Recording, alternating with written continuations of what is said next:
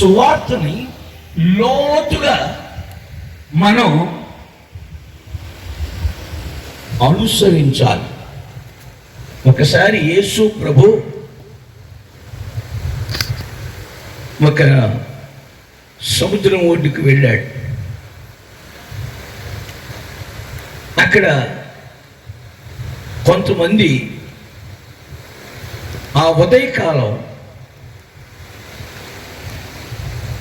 చేపలు పట్టడానికి రాత్రంతా ఆ సముద్రంలోకి వెళ్ళి చేపలేమి పడకపోగా వలలు బాగు చేసుకుంటూ ఉన్నారు, శుద్ధి చేసుకుంటూ ఉన్నారు. వాళ్ళకి ఒక్క చేప పడలా. ఈ మీకు చేపల గురించి తెలియదు ఏముంది, ఆ వలలో చెత్త చెదారం, నత్తగొల్లలు, పీత టెంకులు, డెక్కలు ఇవి మాత్రమే ఆ వలలో పడ్డాయి. అవన్నీ చిక్కుకుపోతే వాటిని తీసి పారవేసుకుంటా బాగు చేసుకుంటా లోపల బాధపడుతూ ఉన్నాడు. యేసు ప్రభు ఆ సమయంలో ఆయన దోనిలోనే కూర్చొని, ఆయన ఆ పడవలో కూర్చొని కొన్ని మాటలు చెప్పాడు. చెప్పి ఏమన్నాడంటే, ఆ పడవ అధికారితో లేక ఓనర్తో నీ పడవని లేక నీ దోణిను కొంచెం లోతుగా నడిపించు అన్నాడు. దేవునికి స్తోత్రం.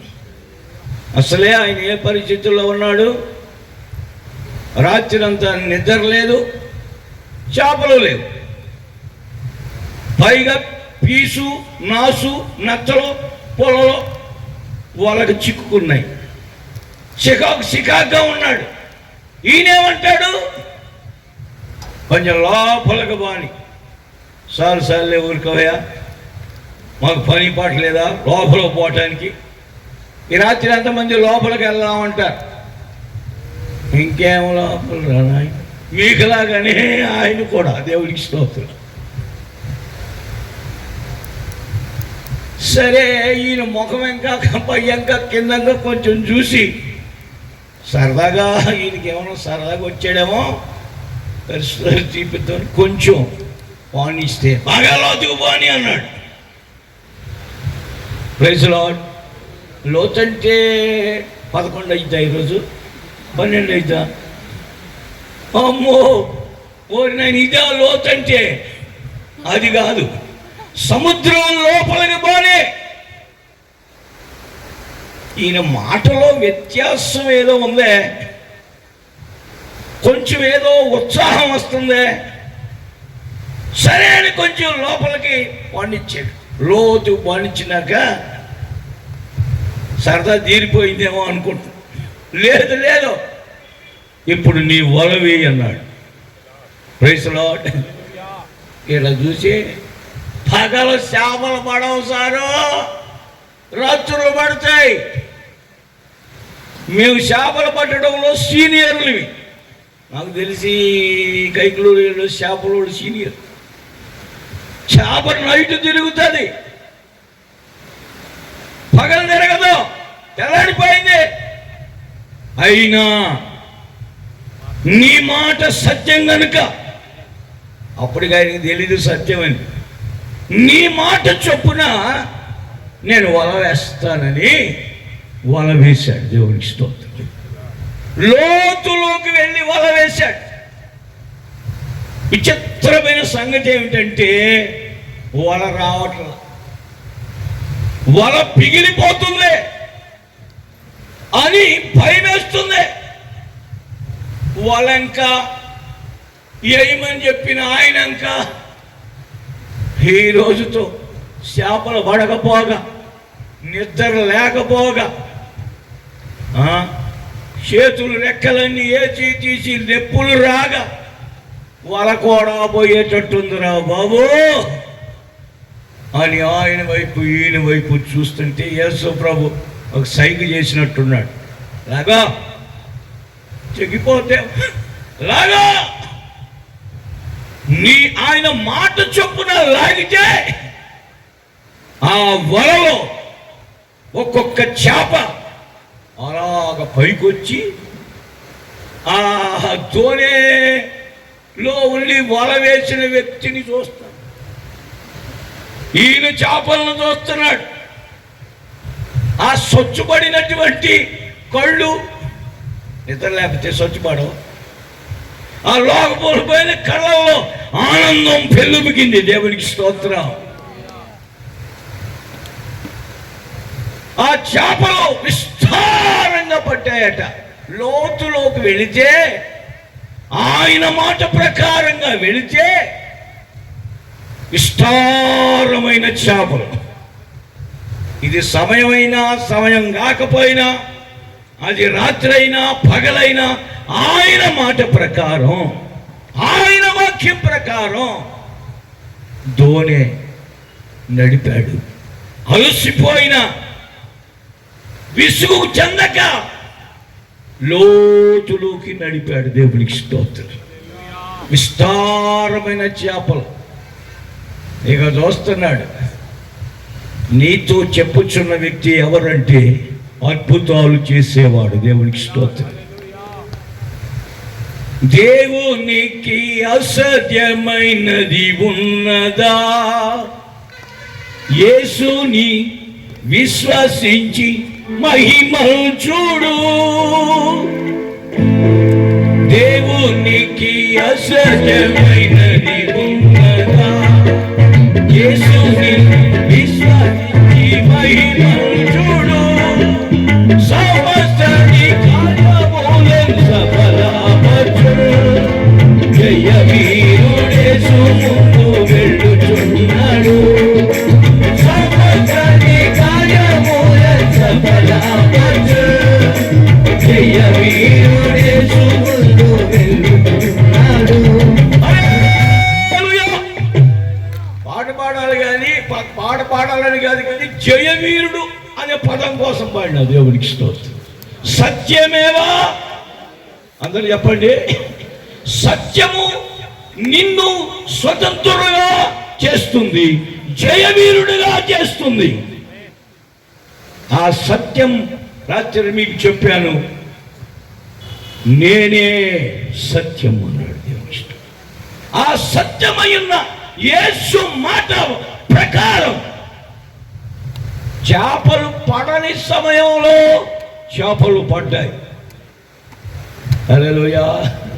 ప్రతికూలమైనటువంటి పరిస్థితుల్లో దేవుడు ఆయన మాట ప్రకారం, ఆయన వాక్యం ప్రకారం మనము నడుచుకోగలిగితే ప్రతికూల పరిస్థితుల్లో కూడా దేవుడు మనకి అనుకూలతను అనుగ్రహిస్తాడు. దేవునికి స్తోత్రం. ప్రతికూలమైన పరిస్థితులన్నీయు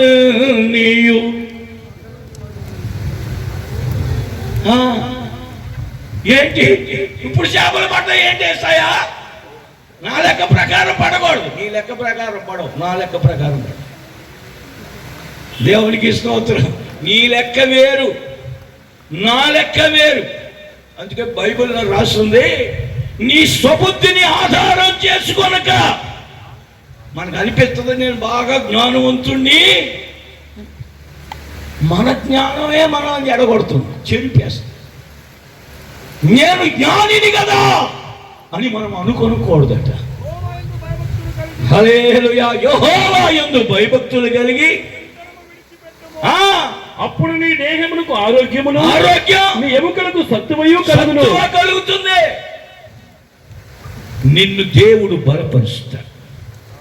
మన బుద్ధి, మన సొంత ఆలోచన ప్రకారం వెళ్ళకూడదు, ఆయన ఆలోచన చేత.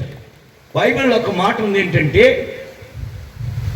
మనుషుని యొక్క ఆలోచన లోతు నీళ్ల వంటిది. లోతు నీళ్ల వంటిది. ఆలోచన అనేది లోతు నీళ్ల వంటిది. అక్కడ మనుష్యుడైనా లేక మనుష్య కుమారుడైన యేసు క్రీస్తు యొక్క ఆలోచన లోతులోకి నడిపిస్తే ఆ ఆలోచన ఆ పేతురు, సీమోను పేతురు అనుసరించి నడిస్తే చేపలు పడగోడని సమయంలో విస్తారంగా పడ్డాయి. దేవుని స్తోత్రం. ఈ వాక్యం నమ్మిన వాళ్ళు గట్టిగా చప్పట్లు కొట్టవచ్చు. హల్లెలూయా. అందుకనే మనం లోతులోకి నడవాలి. బైబిల్ యొక్క లోతు దేవుని వాక్యం మనకు చెప్తుండగా భయపడకుండా నీ ధోనిను లోపలికి నడిపించాలి. దేవునికి స్తోత్రం. ఇక్కడ ధోని అని చెప్పినప్పుడు నీ సంఘాన్ని లోతులోకి నడిపించు, నీ సేవను లోతులోకి నడిపించు, నీ కుటుంబాన్ని లోతులోకి నడిపించు, వాక్యపు లోతుల్లోకి నడిపించు. దేవుని స్తోత్రం. ఫలాలు లేవా? చేపలు లేవా? దారిద్ర్యతను అనుభవిస్తున్నావా? నీ దారిద్ర్యం తొలగిపోతుంది. ప్రభా, అస్సలు ఈ చేపలు చూడడానికి కానీ పట్టుకోవడానికి కానీ తీసుకెళ్ళడానికి కానీ నాకు అర్హత లేదు బాబోయ్. హల్లెలూయా. ఎన్నిక లేని వాడిని, అర్హత లేని వాడిని ఇన్ని చేపలా? ఆ చేపలన్నీ ఆ చూసినటువంటి పేతులు అవతల ఉన్న వాళ్ళకి సైగ చేస్తున్నాడు. అక్కడ కొంతమంది ఇంకా చేపలు పట్టుకుంటున్నట్టున్నారు. వాళ్ళకి కొట్టాడు సిగ్నల్. ఒక ఏలా వేసుంటాడు. రైజులో ఈ పొన్ను ఓడిపోయింది, అందుకే రావట్లేదు.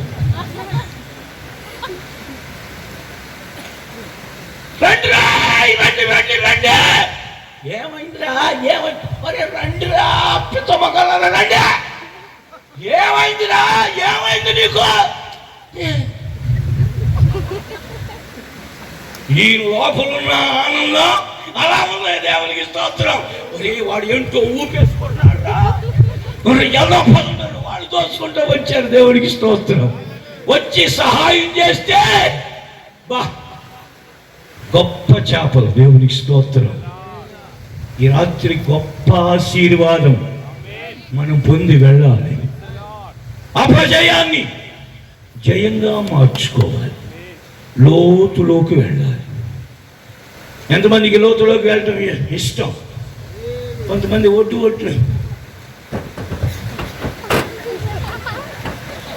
ఇక చాలు. ఆయన అంటాడు ఇంకొంచెం లోతులోకి బాధి అంటాడు. దేవుడికి స్తోత్రం. ఇస్తాను ఇంకా కొంచెం లోతులోకి బాధి అంటాడు. దేవుడికి స్తోత్రం. 3 లోతులు, 3 రకాలైన లోతులు.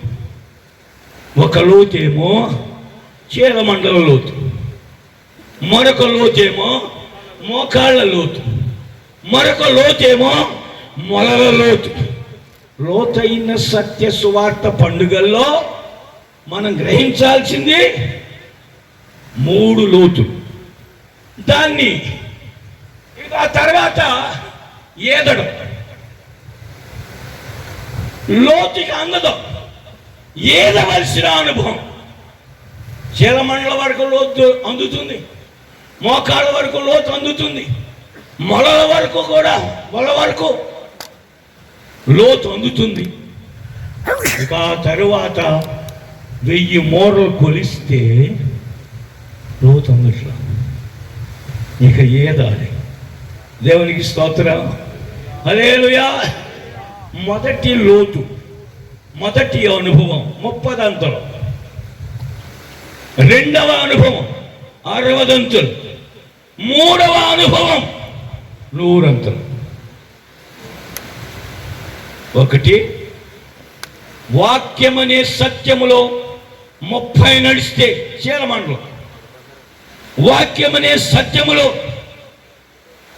60 నడిస్తే మోకాళ్ళు, వాక్యమనే సత్యములో మల లోతుకి వెళితే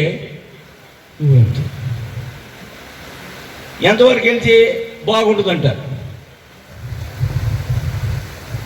దీనికి పరిశుద్ధ గ్రంథంలో ఒక ఉదాహరణ ఇస్తా. గిద్యోను అనే ఒక వ్యక్తి ఉన్నాడు. ఆయనతో దేవుడు అన్నాడు, మిద్యానీయుల్ని, అమోనీయుల్ని, శత్రువుల్ని ఈ చేతికి అప్పగిస్తా. నీతో పాటు యుద్ధానికి వచ్చేవాళ్ళు ఎంతమంది వస్తారో వాళ్ళందరినీ రమ్మని చెప్పు అన్నాడు. పట్టణంలోకి వెళ్ళి హలో, శత్రువులంతా వచ్చి అక్కడ కాచుకున్నారు. పెద్ద సైన్యం. వాళ్ళు మిడతల్లాగా ఉన్నారంట, మిడతల సైన్యంలాగా ఉన్నారట. వాళ్ళ యొక్క ఒంటెలు ఇసుక రేణువులాగా ఉన్నాయంట. అంత పెద్ద శత్రు సమూహం చుట్టుముట్టేశారు. ఈ రోజుతో గిద్యోనుతో పాటు ఉన్నటువంటి తన ప్రజలు ఈ శత్రువుల చేతిలో అయిపోవటం. అయితే దేవుడు అంటాడు, నీవు యుద్ధానికి వస్తానన్న వాళ్ళని పిలువు అన్నాడు. హల్లెలూయా. హలో, వినండి, యుద్ధానికి వెళ్తున్నాం. శత్రువుల మీద రాగలిగిన వాళ్ళు ఎవరైనా ఉంటారా అంటే, ఉన్నారా అంటే వచ్చేసారు కొంతమంది. రండిరా పిల్లకాయలు పాటలు పాడుతానన్న వాళ్ళు లేరు, ఎక్కడున్నారు? ఇక వస్తున్నారు చూడండి, సైనిక్, గిద్యోని సైనిక్. ఈయన పేరు గిద్యోని. హల్లెలూయా. ఏడ్రా సైనికులు వచ్చారా, దూకేస్తున్నారుగా వీళ్ళంతా. ఇంకా రారా సైనికులు, రెండు పిల్లలు, వీళ్ళంతా సైనికులు. ఇంకెక్కడ ఏమైనా ఉన్నారా? వీళ్ళంతా సైనికులు. ఎందుకు వచ్చారు వీళ్ళు? యుద్ధం చేయడానికి వచ్చేసారు. ఆయన రమ్మన్నాడు, వీళ్ళు వచ్చేసారు. Praise the lord. వీళ్ళందరిని చూసి గిద్యోను, వాళ్ళందరినీ ఈయనతో పాటు యుద్ధం చేయడానికి వచ్చేసరికి ఈయన సంకలు వచ్చేసారు సైన్యం, ఇక జయమే. దేవుడు ఏం చెప్పాడంటే, రే బాబు గిద్యోను, వాళ్ళలో ఎవరికైనా గుండెకాయ దడుండో వాళ్ళు ఉన్నారేమో. లోపల యుద్ధం అంటే కొంచెం డప్పు ఎక్కువ అయ్యేవాళ్ళు ఎవరైనా ఉన్నారేమో, వాళ్ళని ఆగిపోమని చెప్పు అన్నాడు. ఏమన్నాడు? ఇప్పుడు వాళ్ళందరూ వచ్చింది 30 అంతలో పిలుపుకొచ్చారు. ఆగిపో అనగానే కొంతమంది మంచి మాట చెప్పేవుతారా సారు అని మేము మొదలుగా సర్దుకున్నాం. పంట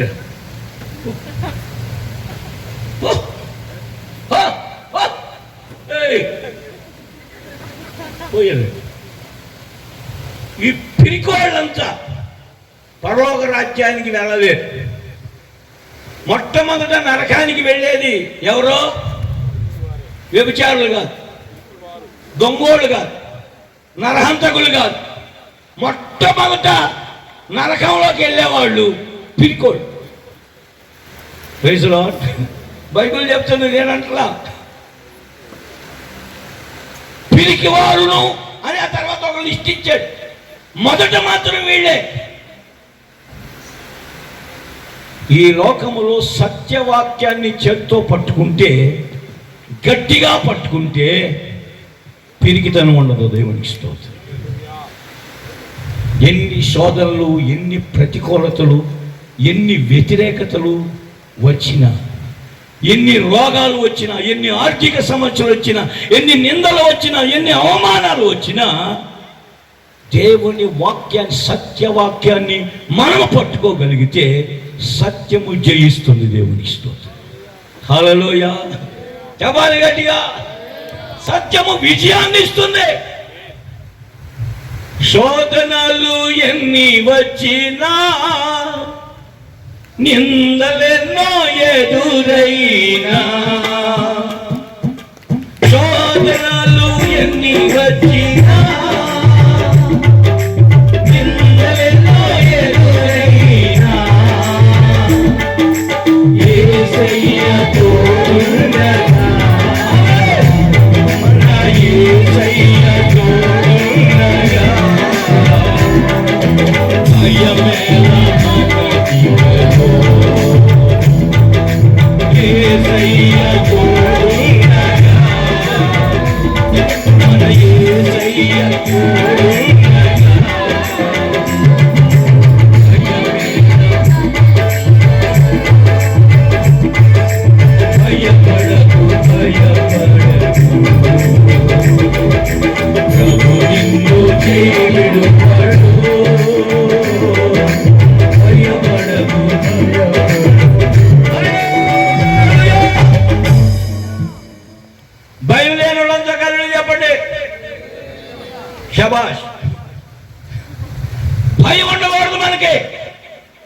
ఈ రోజుల్లో ఎక్కువ భయం, ఏదన్నా రోగం వచ్చిందనుకో,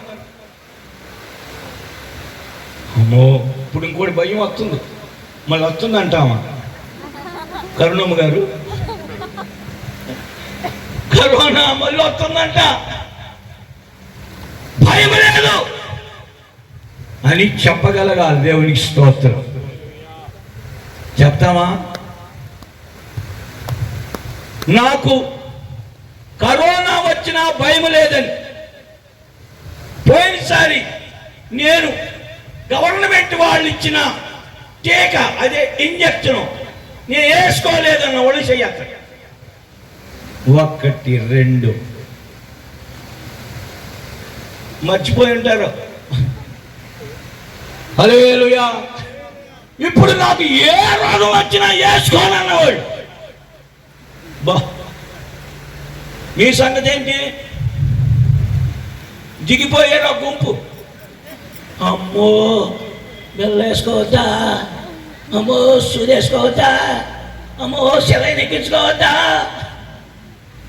ఆయన నన్ను చంపినలో, హల్లెలూయా హల్లెలూయా హల్లెలూయా హల్లెలూయా హల్లెలూయా హల్లెలూయా, ఆయన తన వాక్కును పంపి,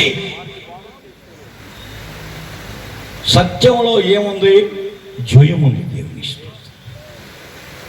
ఒకవేళ ఈరోజు ఇంకా సత్యాన్ని పట్టుకోకపోతే మనం గట్టిగా పట్టుకో. ఒక్క మాట అన్నాడో లేదో గిద్యోను, ఏంటి రే, ఎవరికైనా గుండెకాయ లూజ్ ఉందా అంటే, అమ్మ బాబు కచ్చిట్ట చిప్పితే నాకు భయం అన్న బ్యాచ్ అంతటిని ఎంతమంది వెళ్ళారు? ఎంతమంది వెళ్ళిపోయారు వెనక్కి? మొత్తం బయలుదేరిన వాళ్ళు 10,000 మంది ఉన్నారు. బయలుదేరిన వాళ్ళు, మిగిలిన వాళ్ళు, నిలబడిన వాళ్ళు 10,000 మంది ఉన్నారు. వెళ్ళిపోయిన వాళ్ళు ఎంతమంది? 22,000 మంది. మొత్తం ఎంతమంది? 22,000 ప్లస్ 10,000. Praise the lord. 10,000 మంది ఉన్నారు. వీళ్ళు 10,000 అనుకో.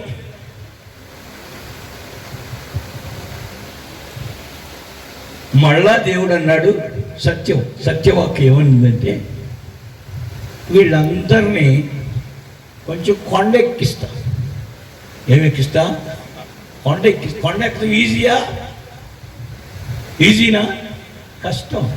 దావీదు అందుకనే, నేను ఎక్కలేనంత ఎత్తైన కొండపైకి నన్ను నువ్వే ఎక్కించాలయ్యా. Praise the lord. హల్లెలూయా. కొండ అనేది ప్రతిష్ఠిత జీవితం. మోషేని కూడా దేవుడు కొండ మీదకి రా అని చెప్పాడు. రమ్మంటే ఉదయం ఎక్కి సాయంత్రాన్ని దిగటం కాదు. ఎక్కిన తర్వాత 40 రోజులు దిగనివ్వాల.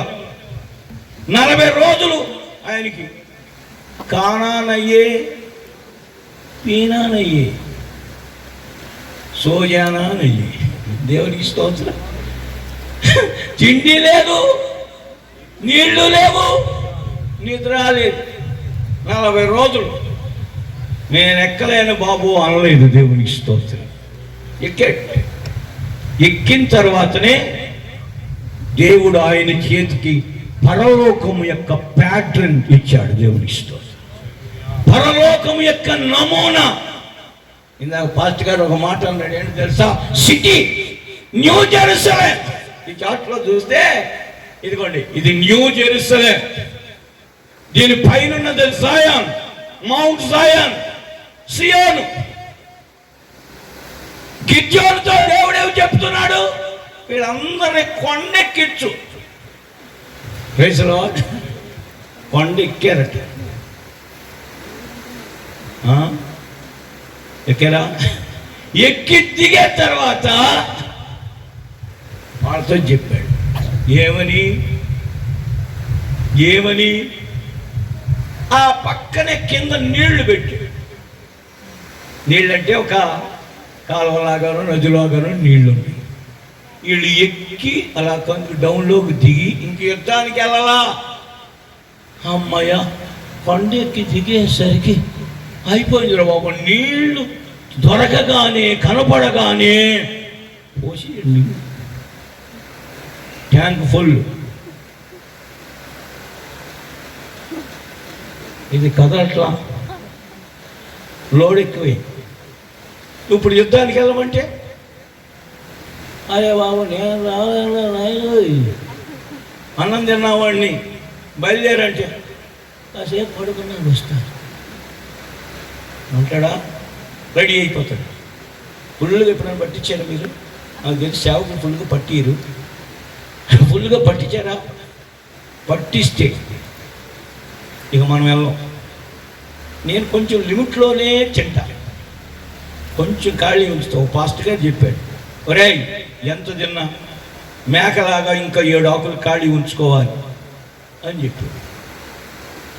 ఒకరోజు ఫుల్గా పట్టించా, ప్రాముఖ్యమైన పని మీద వెళ్ళాలి. 2 నిమిషాలు వస్తానని ఒకటే గురక. ఎవడు ఊపినా ఎవడు కదిపినా లేచేదే. యుద్ధానికి వెళ్ళేవాడు మితంగా ఉండాలి. ఆమె చెప్పట్లా, మితము అన్నిటిలో, దీనిలో మితంగా ఉండాలి, దీనిలో కూడా మితంగా ఉండాలి. కొంతమంది ఏం చేశారంటే ఆ నీళ్లు తీసుకొని నాలుగుతో కుక్క గతికినట్టుగా గతికారు. దేవుడు ఏం చెప్పాడు? కుక్క గతికినట్లుగా గతికిన వాళ్ళని వేరు చేయి. బాగా లోడ్ చేశారే, ఇది పెద్దగానే ఉంది. ఈ లోడ్ చేసిన వాళ్ళందరినీ ఒక పక్కకు పంపించేయి. ఎందుకంటే ఈ లోడింగ్ బ్యాచ్ మనకు పనికిరాదు. ప్రైజ్ ది లార్డ్, చెప్పండి గట్టిగా. ఇక లోడింగ్ బ్యాచ్ అంటే అక్కడే తాగి కూర్చున్నారు. ఈ బ్యాచ్ మిగిలింది ముగ్గురు అంటే 300 మంది. ఎంతమంది తాగారు? 1000 మందిలో 10,000 మందిలో 9,700 మంది బో బ్యాచ్ అనుకోవాలి. దేవునికి స్తోత్రం. ఏ బ్యాచ్? Full load. యుద్ధానికి వెళ్ళేవాడు ఫుల్ లోడు తెల్లవాడు, మితంగా ఉండాలి. యేసయ్య ఏమంటాడంటే, యుద్ధంలో పోరాడి నేను జయించినట్లుగా జయించు అని నాతో కూడా నా సింహాసనంలో కూర్చుండనిస్తాను అన్నాడు. దేవునికి స్తోత్రం. అందుకనే ఈ 9,700 మంది వాళ్ళు ఏర్పాట్లో ఉన్న వాళ్ళే. మీలో ఉన్నారు. పిలుపులో ఉన్న ఒక బ్యాచ్, అది 30 దేవుడు ఇచ్చిన తర్వాత, కొంచెం కష్టపడిన తర్వాత దేవుడు ఇవ్వగానే లోడ్ చేసిన బ్యాచ్, ఇది 2వ బ్యాచ్ 60. ఇక 3వ బ్యాచ్ ఉంది. ఏదన్నా ముందర పెట్టు. ఇదా, ఇది వడ, ఓహో సరే, ఇదా స్వీటా, ఇది సాంబారా, ఇది మటన్ బిర్యానా, సరే సరే, ఇది చికెన్ బిర్యానా. ఊరికి అలా టేస్ట్ చూసి ఆమేన్ అనుకోవాలి. ఇది కుదురుతుందా మనకి? ఇది కుదరపోతే 100 కూడా కుదరదు. హల్లెలూయా. కొంచెం బాధగానే ఉంటుంది, కొంచెం బాధగానే ఉంటుంది. ఆ 300 మందికి ఉన్న స్టేటస్ ఏంటంటే నమ్మకమైన వారు. నమ్మకమైన వారు 100 మెండైన దీవెన. Praise the lord. నమ్మకమైన వారికి మెండైన డబ్బులు మింగేస్తారు, తిండి మింగేస్తారు, జనాలు కూడా మింగేస్తారు. ఎవరు? ఒక గుంపు. ఈ మింగేవారు కాదు, మితముగా ఉన్నవారు. ఎంత ఇచ్చినా సాల్లు. జలగ కైకులో రోజు జలగంటే తెలగపోవటం ఉండదు. జలగ ఇక్కడ 2 పక్కన ఉంటుంది. ఏంటిది? దాన్ని బైబిల్లో 2 కూతుళ్ళు అని చెప్పాడు. ఒక కూతురు వదిలినా రెండో కూతురు వదలదు, రెండో కూతురు వదిలించుకునేసరికి మొదటి కూతురు తగిలించుకుంటాయి. ఈ జలగకి రెండు పక్కల నోళ్ళు ఎలా ఉన్నాయో ఇదే ఇమ్ము ఇమ్ము ఇమ్ము. దేవుడా ఇమ్ము ఇమ్ము ఇమ్ము. ఎన్నిచ్చిన జల మీరు చూడండి, తాగి తాగి తాగి తాగి పొట్టు ఉప్పి ఇక పీలవలేక ఆ పని పడిపోతుంది.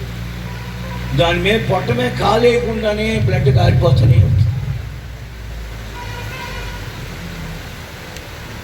Praise lord. నీవు తిండిపోతువైతే గొంతుకి ఏం పెట్టాలా? ఏంటి పాస్టర్ మరి ఇంత చెప్తున్నావు? నేను చెప్పేది కాదు, ఆయన అబ్జర్వేషన్లో పెట్టాడు. దేవునికి స్తోత్రం. వాళ్ళనే అబ్జర్వేషన్లో పెడితే మనల్ని అబ్జర్వేషన్లో పెడతాడా? పెట్టడా?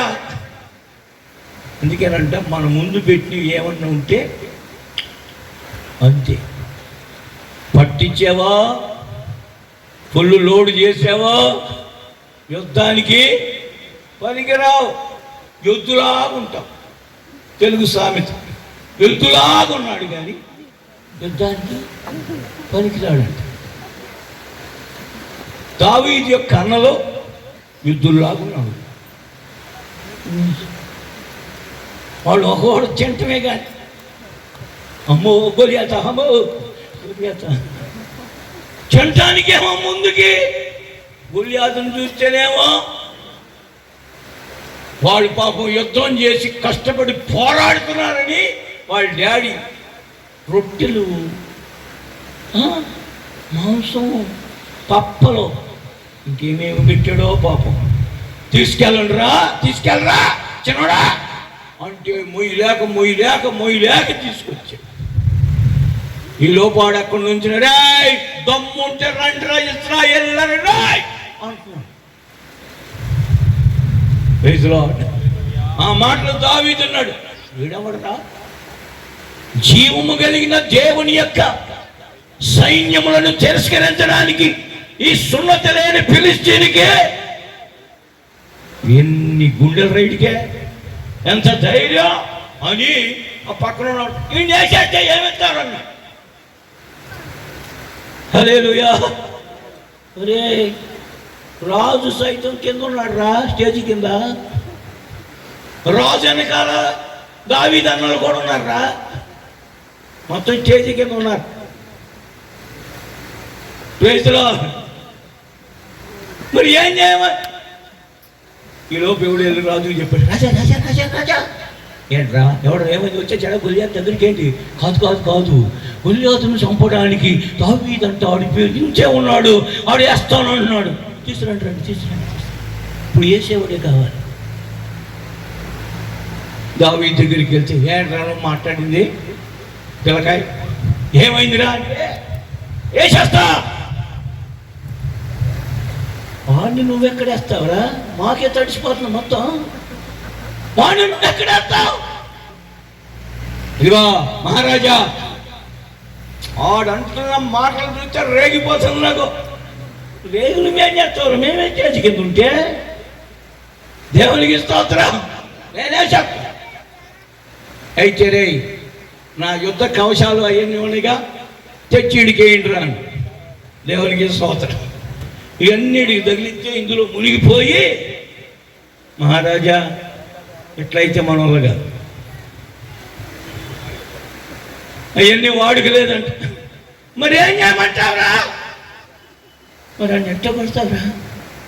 మహారాజా అడిగిలో మా తండ్రి గొర్రెలు అప్పచెప్పాడు, నాకు మేపుతా ఉన్నా, వచ్చింది శ్రమ. వచ్చేమైంది? గొర్రె పిల్ల పట్టుకుంది, నువ్వు పారిపోయి చెట్టెక్కావా? లేదు సింహం వెనకాల పడ్డా. నువ్వా? అవుమలా నేనే. దేవునికి స్తోత్రం. ఇక్కడ నీకెంత ధైర్యం? సత్యానికి ఏ విధంగా అయితే యేసయ్య అని రుజువు చేయవచ్చో, యేసయ్య తండ్రి చేత పంపిన వాగ్దాన ఆత్మకు సత్యము అని ఉంది. దేవునికి స్తోత్రం. సత్య అభిషేకం. సమయాలు వచ్చాడు, నేను ఆయన మాట విన్నానని దేవుడు చెప్పాడట. నా తల మీద తైలపు కొమ్ముతో అభిషేకాన్ని పోశాడు. దేవునికి స్తోత్రం. హల్లెలూయా. ఈ అభిషేక తైలం ఎప్పుడైతే నా తల మీద పడిందో ఆ రోజు నుండి దేవుని ఆత్మ బలముగా నాలో క్రియ చేస్తూ ప్రారంభించింది. సింహాన్ని యెషయా అన్నాడు. దేవునికి స్తోత్రం. కొంచెం బయటకు వచ్చినట్టున్నాడు. అమ్మయ్య ఎట్ట వేసేవరా పట్టుకుని 2 దవడలో ఇలా లాగి ఆ మేక పిల్లలు గొర్రె పిల్లలను పక్కేసి దీన్ని చంపేసి, నీ మొహం చూస్తే అట్ట అనిపించట్లేదే. అవును రాజా. ఇంకోటి సంగతి కూడా రాజా. ఏమి రాజా, ఏమైందిరా? ఎలుగుబంటి ఒకటి వచ్చిందే. వస్తే దాన్ని కూడా చేసిన నువ్వు ఒక్కడేనా 10 మంది తీసుకెళ్ళేవా? లేదు, నేను ఒక్కడే. Praise the Lord. ఆ రెండింటిని వేసాను కనుక ఇప్పుడు ఈయన కూడా వేసాను. Praise the Lord. ఎంత ధైర్యం. మరి ఆ బ్యాచ్ తెలియదురా. ఆ బ్యాచ్ ఊర్లోకి వెళ్ళి ఉంటుంది. దానికి పేక ఆడటానికి సచ్చుపడలా. ఇందాక సచ్చుపడిందని చెప్పాడుగా. ఆ బ్యాచ్ ఆడుతుంది, పాడుతుంది, తిరుగుతుంది. ఎక్కడ? గల్లికి తిరుగుతుంది ఆ బ్యాచ్. పట్టణంలోనే ఇంకో బ్యాచ్ ఎదురా. అదేమో లోడ్ ఎక్కువై కూర్చుంది సెట్ కింద. అబ్బా 2 చేపలన్నా వచ్చే బాగుంది. కొంచెం ఫ్రీ అయింది. ఎందుకు? సోంపు ఉందా, దంసప్ ఉందా? దంసప్. ఇది ఆ టైప్ లోడింగ్ బ్యాచ్. అది కూర్చుంది. ఈ బ్యాచ్ మాత్రం రెడీ. గిద్దరన్నా ఏ దేనికైనా యుద్ధానికి రెడీ. నువ్వు రెడీనా? రెడీయే. దేవుడు అంటాడు గిద్యోన్, ఓకే ఆ 3 చాలు, ఆ 300 మంది చాలు. దేవునికి స్తోత్రం. ఆ 300 మంది ద్వారా నేను మీకు జయమిస్తా. దేవునికి స్తోత్రం. హల్లెలూయా, హల్లెలూయా. ఆ దావీదు ద్వారా. సరే ఎల్రా బాబు, ఎట్లా కొట్టబో. దావీదు ఏం చేశాడో తెలుసా? ఏటిలో దిగి నున్నని 5 రాళ్ళు ఏరుకున్నాడు. గరుకి కాదు. గరుకంటే గర్వం. ఏంటన్నా అంటుంది. గరుకుతుంది. చెక్కుముక్కు రాయి లాగుంటుంది ముఖం. ఆ చెక్కుముక్కు రాయి నీళ్ళలో ప్రవాహంలో ఎప్పుడైతే నడిపించబడుతుందో దాని యొక్క గరుకుతనం అంతా పోయి అయిపోతుంది. ఎందరో దేవుని ఆత్మచేత ఎప్పుడు నడిపించబడతారో ఆ సమయాలలో మనకు నునుపుదనం వస్తుంది. దేవునికి స్తోత్రం. ఆ నునుపు తనము కలిగిన 5 రాళ్ళు ఏర్కొని అందులో ఒకటి మాత్రమే ఆ యొక్క ఒడిసేల్లో పెట్టాడు. వాడు చూస్తున్నాడు అక్కడి నుండి. రే నేనేమన్నా కుక్కనా? ఏంటి అట్టొస్తున్నావు? మీ రాజే,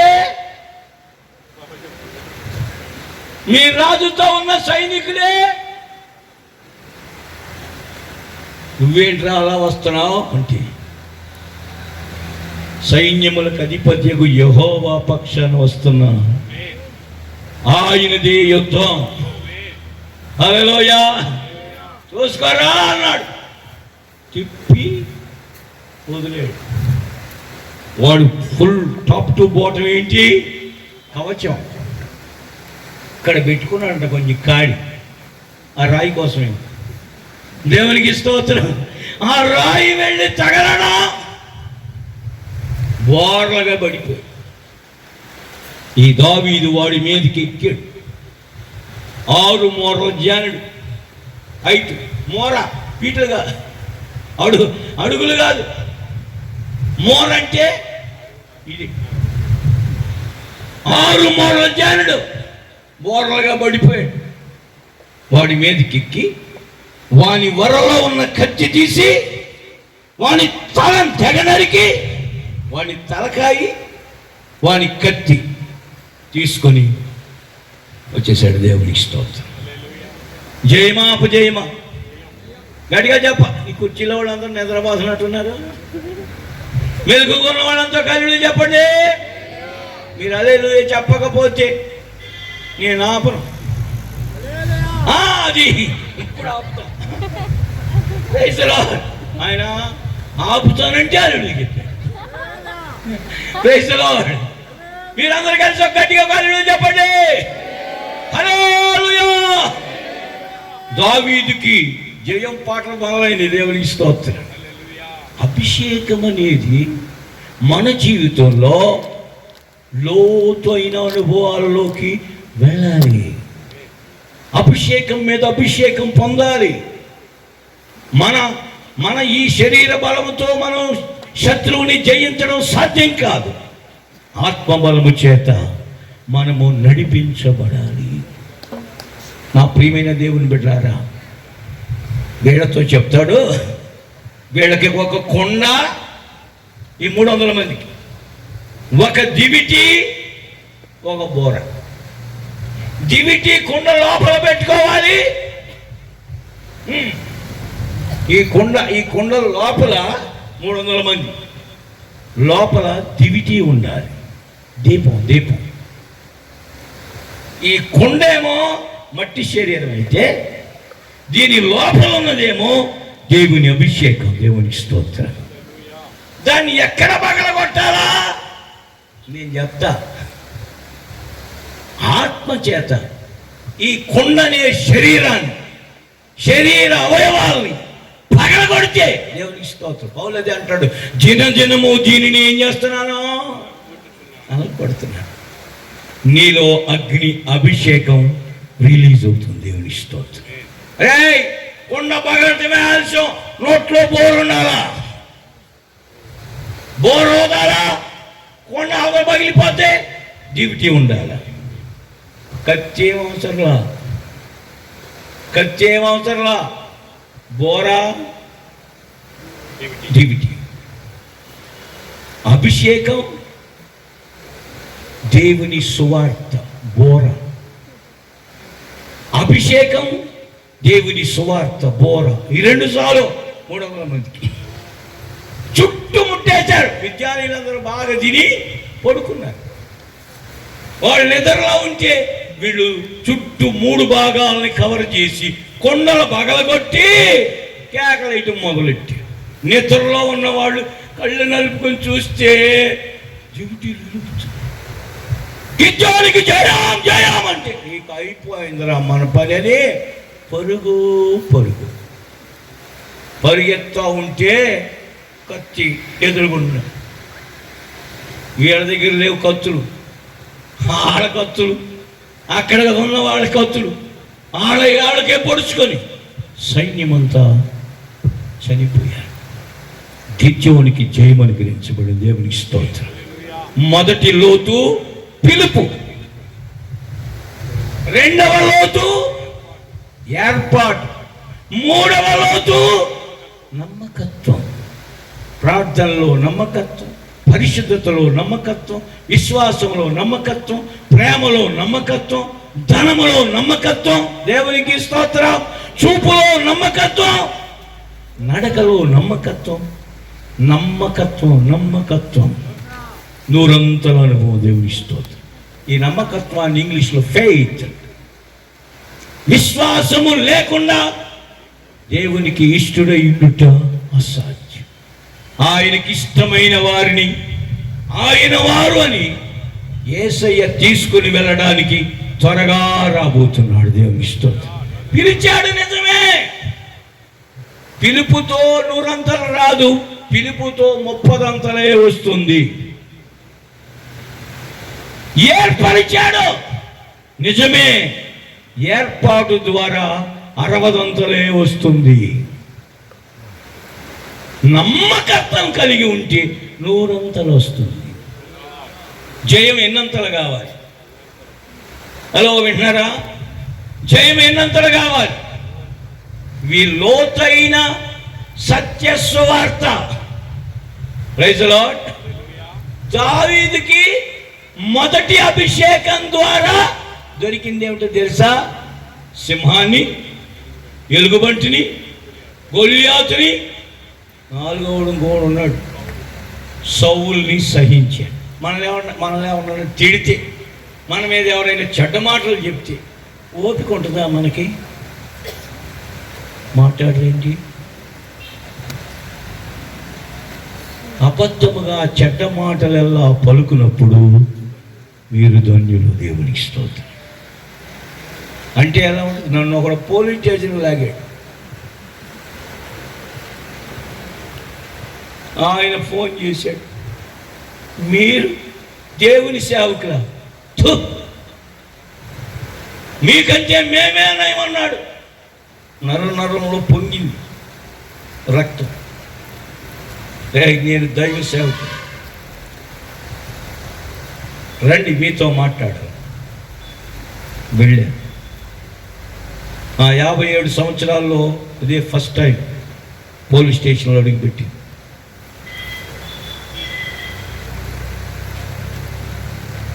ఇతని దగ్గర ఏవేవో లాక్కున్నారంట, ఇతని దగ్గర డబ్బులు ఏవి తీసుకున్నారంట. ఇది మీకు పద్ధతేనా? సార్, ఎవరి దగ్గర ఇంతవరకు ₹1 అప్పు తీసుకోవాలా? 23వ సంవత్సరం ఇది నేను సేవలోకి వచ్చి. చందా పట్ల అప్పు చేయలా. నేను ఇక్కడే కూర్చుంటా, ఎంక్వైరీకి పంపించండి. మీరు ఏ పనిష్మెంట్ ఇస్తే ఆ పనిష్మెంట్కి నేను రెడీ అన్నా. సిఐ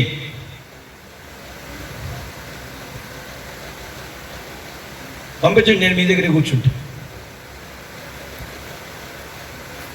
భయపడలా, బాధపడలా, నవ్వుకున్నా. దేవునికి స్తోత్రం. నవ్వుకున్నా. ఆ తర్వాత మీ దయా అన్నాడు. ఆ రేంజ్ ఏంటి సార్? మీరు ఫోన్లో అన్న మాటకి చాలా బాధ వేసింది సార్ అన్న. ఏమిటి? నేను ఆయన అన్నమాట, ఇదేనా మీరు చేసేది? ఇదేనా మీరు చేసేది అన్నారే. దానికి బాధ వేసింది. ఎందుకంటే నా వల్ల నా దేవుని నామం మహిమపరచబడకుండా అవమానపరచబడుచున్నందుకు తల వంచాడు. ఏ పనిష్మెంట్కైనా రెడీ. డబ్బులు తీసుకున్నా, ఒక్క రుజువు పత్రాల మీద రాకపోయినా ఇదిగో ఫలానోడు చూశాడు, ఇస్తామని చెప్పమని. ఎంతైతే అంత నేను ఎలాగైనా అది ఇచ్చేస్తా మీ చేతుల మీద. అబద్ధాలు, అబద్ధముగా చెడ్డ మాటలెల్లా పలుకున్నప్పుడు మీరు ధన్యులు. అది సహించాను కనుకనే ఇప్పుడు మీరందరూ ఇక్కడ కూర్చోగలిగారు. అది భరించాను కనుకనే మీ మధ్యలో సాక్షిగా నిలబెట్టాడు. దేవునికి స్తోత్రం. నా ప్రియమైన దేవుని బిడ్డలారా, మనం నమ్మకస్తులుగా ఉండాలి. ధనం విషయంలో నమ్మకస్తులుగా, వస్తువుల విషయంలో నమ్మకస్తులుగా, పవిత్రత విషయంలో నమ్మకస్తులుగా, మన జీవితంలో ఆయన ఇచ్చిన సేవ విషయంలో నమ్మకస్తులుగా, తిండి విషయంలో నమ్మకస్తులుగా మనముంటే మెండైన దీవెనలు అంటే 100 ప్రతిఫలం మనకు దేవుడు ఇస్తాడు. అది సేవలోనైనా కావచ్చు, పర్సనల్ లైఫ్లోనైనా కావచ్చు, సంఘ పరంగా కావచ్చు. నీవు ఎక్కడ అడుగు పెడితే అక్కడ 100 పంట దేవునికి స్తోత్రం. ఇస్సాకు ఎక్కడ బావి దొవితే అక్కడ జోరుగా దాంతో విత్తనం వేస్తే 100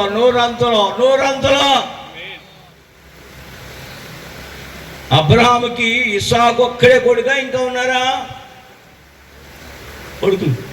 అయ్యగారు మీకే తెలియదు. ఒకరు చెప్పారు ఇస్మాయిల్, అంతేనా? అంతేనా? ఇంకెవరు ఉన్నారా?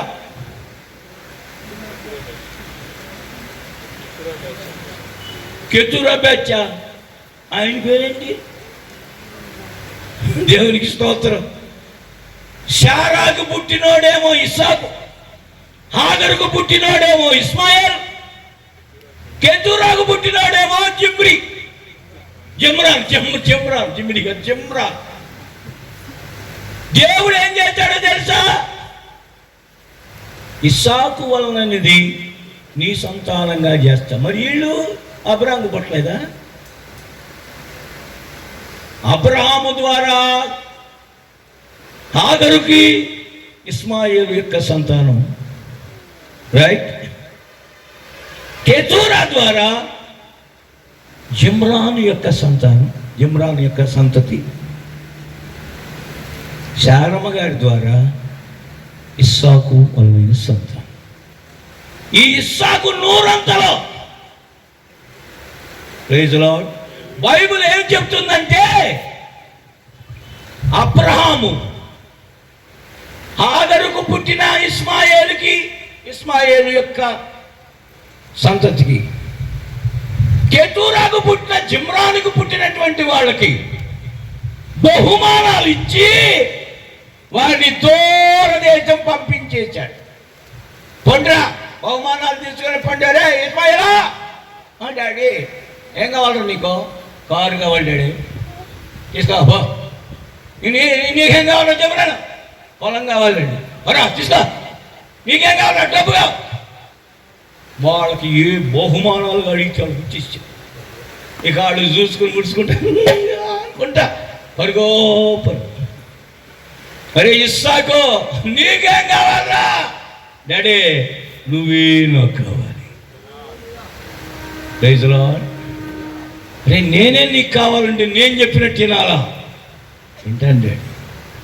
పద బలర్పించాలి. కట్టెల బజార్ ఎత్తుకోవా? అలాగే డాడీ. కొండెక్కో? అలాగే డాడీ. బలిపేట మీద పడుకరా? అలాగే డాడీ. హత్య పైకెత్తే పరలోకం ఊగిపోతుంది. దేవునికి స్తోత్రం. అబ్రహామా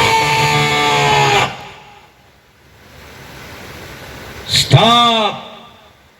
ఆ చిన్నవాని మీద చేయొద్దు. విధేయుడు, సంపూర్ణ విధేయుడు. ఈయన ఇస్మాయిల్ రమ్మంటే డాడీ ఇప్పుడు కుదరదు, నాకు వేరే పను. ఆ జిమ్రాన్ రమ్మంటే తర్వాత చూద్దాంలే డాడీ. జిమ్రానుకి 30 అంతలు, ఇస్మాయిల్కి 60 అంతలు, ఇస్సాకుకి 100 అంతలు. మనకేది సరిపోదు. లోతులండి ఇవన్నీ. లోతు, ఏ లోతు కావాలి? చీలమండల లోతు జిమ్రాన్, మోకాళ్ళ లోతు ఇస్మాయిల్, మొల లోతు ఇస్సాకు ఏదలేనంత. అందుకనే అబ్రహాము అన్నాడు, ఆస్తంతా నీకే ఇస్సాకో అన్నాడు. హల్లెలూయా. ఆ సియోను నీకే, ఆ నూతన యెరూషలేము నీకే. దేవునికి స్తోత్రం. నమ్మకం. ఏది చెబితే అది చేస్తే, విధేయత కలిగి మనం నడుచుకోగలిగితే మనమే ప్రథమ ఫలం. హల్లెలూయా. ఈ సభలు ఎందుకంటే ఈ భూమిలో నుండి ఒక గుంపు ప్రథమ ఫలముగా మన ప్రభువైన యేసుక్రీస్తు కొరకై సిద్ధపడి ఆయన మహిమలో ఆయన్ని కలుసుకోవాలి. దేవునికి స్తోత్రం. ఈ సభలు పెట్టింది నా పొట్టకూటి కోసం కాదు, నా కుటుంబం జీవనం కోసం కాదు. అందుకే ఈ సభలే కాదు, ఎక్కడ నేను సభలు పెట్టినా కానుక పట్టిన, అప్పు చేయి, వడ్డీకి దాని, ఎవరి దగ్గర అడుక్కో, నిలబడి డాడీ అంటే నూరంతలుగా ఆయన ఇస్తూనే ఉంటాడు. Praise the lord. ప్రభు సన్నిధిలో నిలబడి చెప్తున్నా, ఒక్క రూపాయి, ఒక్క పైసా కూడా అప్పు లేకుండా దేవుడు ప్రతి ఒక్క సేవలో ప్రతి కార్యక్రమాన్ని జరిగిస్తున్నాడు. దేవునికి స్తోత్రం. బాధ వచ్చినా, రోగం వచ్చినా డాడీ అంటే నిన్ను స్వస్థపరచు యెహోవాను నేనే. ఒకవేళ ఇది రోగం పోకపోయినా సావడానికైనా సిద్ధం. ఇదే నమ్మకం. ఈ బీర్జాల కింద ఇంతలో గడ్డ, తాటికాయ అంత గడ్డ, సుమారు రక్తపు గడ్డ బీర్జాల కింద వచ్చింది. ఇలా ఇంటే నిలబడటానికి ఈ పక్కన ఒకడు ఈ పక్కన ఒకడు ఉండాలి. పడుకోవడానికి ఇడి తిరగడానికి లేదు, ఇడి తిరగడానికి లేదు. కనీసం యూరినల్ పోసుకోవడానికి కూడా వీల్లేదు. థమ్సప్ బాటిల్ కోసి అలాగా దుప్పటేసుకొని దుప్పటి లోపల యూరినల్ పోసిస్తే పిల్లలు తీసుకెళ్ళి పార్క్ పోసి 4 నెలలు పడక. నా బాధ చూడలేక ఒక సహోదరుడు హాస్పిటల్లో ఉండే బెడ్ కొత్తది ఒకటి షాప్కి వెళ్ళి కొనుక్కొచ్చి అప్పుడుకప్పుడు తీసుకొచ్చాడు. దాన్ని తిప్పితే పైకి లేపుతాడు, మళ్ళీ ఇట్టంటే పడుకునేదట్టు. అది ఇప్పటికీ ఉంచా. దీన్ని ఎందుకు తీసి పారేద్దాం అన్నాడు మనోడు. అది గుర్తుకు కావాలి. Praise the Lord. అది అలాగే ఉండాలా. మీరు ఎప్పుడు హైదరాబాద్ వచ్చారండి, ఆ మంచం చూపిస్తాను, మీరు ఎక్కడ చూడనట్టు. ఆ మంచం మీద 4 నెలల్లో నాకు బాగా తెలిసిన నర్సు ఒక ఫ్యామిలీ ఉంది, గాంధీ హాస్పిటల్, వాళ్ళు చూడటానికి వచ్చారు. సార్, చిరంజీతో ఆ చెడు రక్తం అంతా లాగేస్తాం, ఇంజక్షన్ ఏమి ముందేయం, లాగేస్తాం. నో, నేను సస్తే ఇలాగే తీసుకెళ్ళి సమాధులు. వీళ్ళంతా విశ్వాసులు అంతా కూర్చుని హైదరాబాద్ చచ్చిపోతే అట్టగా బతికించాలి, మనం ఏదో ఒకటి చేయాలి అనుకో. ఈ సంగతి నాకు తెలిసింది. నన్ను గినేవాడన్న హాస్పిటల్కి తీసుకెళ్ళాడు, ముందేసాడో ఈ సూది ఎక్కించాడో ట్యాబ్లెట్ వేసాడో ఆడు శాపగ్రస్తుడు అయిపోతాడు అన్న. ఓ బాబు, ఈడు శాపం వచ్చేస్తున్నా. నేను చస్తే అలాగే తీసుకెళ్ళి సమాధిలో పడ్డా. ఒకటి రోదన కేక, ఏసయ్యా అయ్యా, ఇదే బాగా రాత్రింబగడు. అది చితికింది. పాస్టర్మై 3 చీరలు బ్లడ్, మొత్తం బ్లడ్ తడిచిపోయింది. ఇప్పటికి ఓ పక్కన పెట్టి ఉంచాను గుర్తులు.